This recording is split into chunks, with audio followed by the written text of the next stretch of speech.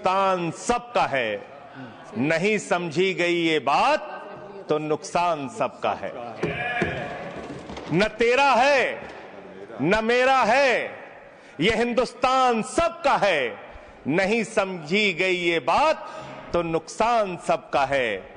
जो आकर मिल गई इसमें वो दिखलाई नहीं देती, जो नदियां मिल गई इसमें वो दिखलाई नहीं देती, महासागर बनाने में मगर एहसान सबका है, महासागर बनाने में मगर एहसान सबका है।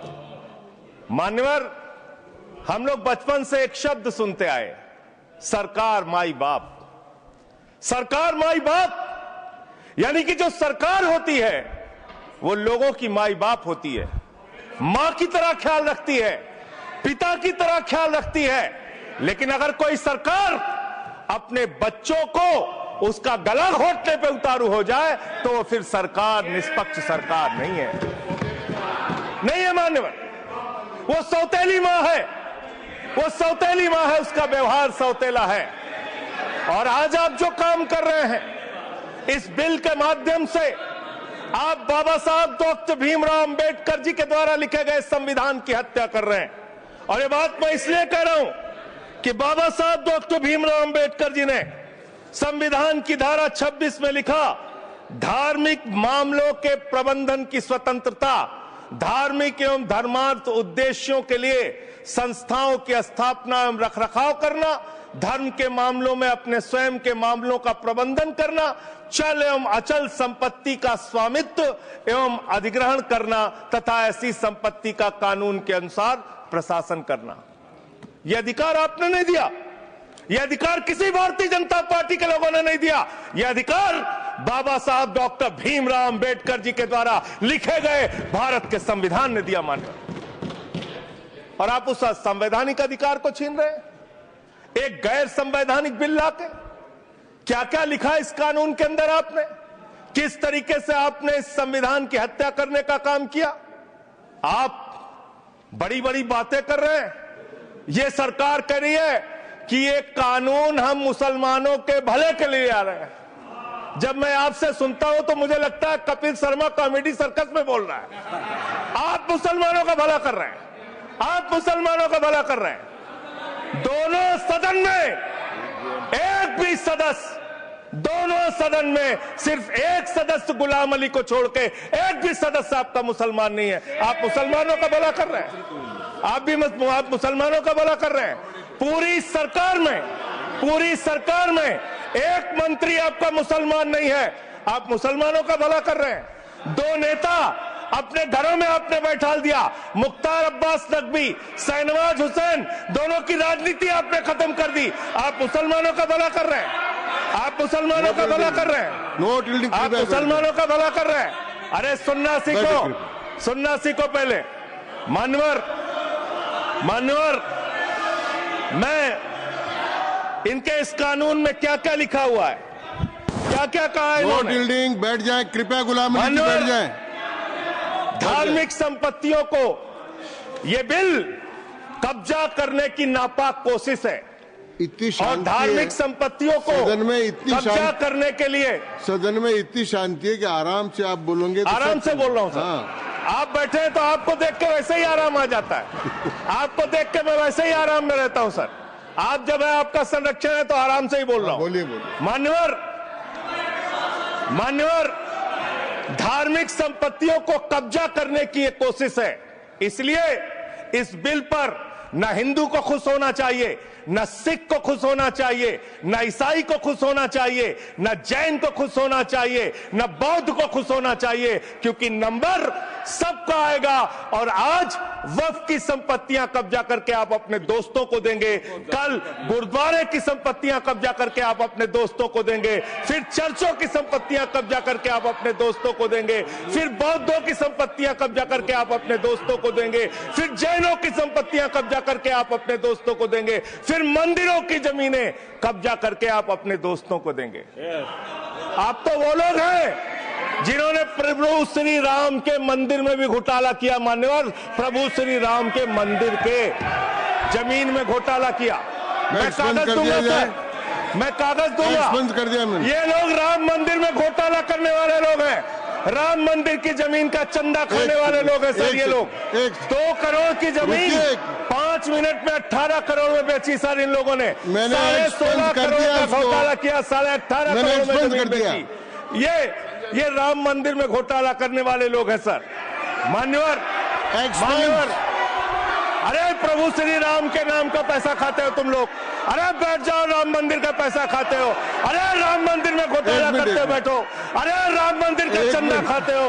अरे चंदा चोरो बैठो, चंदा चोरो बैठो, चंदा चोरो बैठो, बैठो चंदा चोरो, चंदा चोरो बैठ जाओ।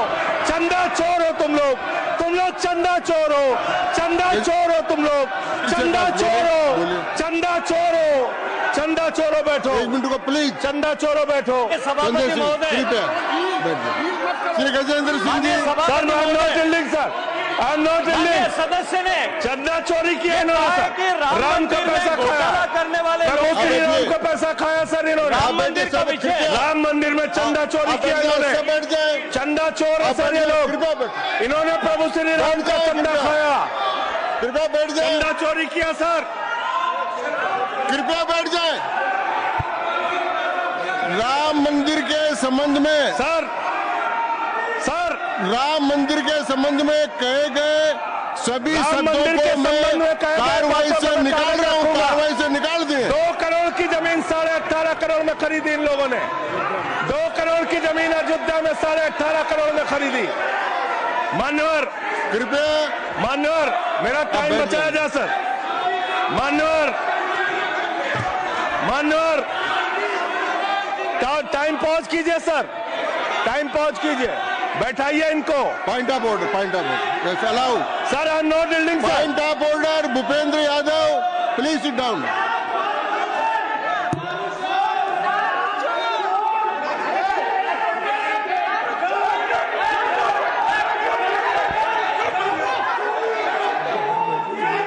भाई पॉइंट ऑफ ऑर्डर मैंने दिया, आप जाइए स्थान पर, कृपया अपने स्थान पर जाएं।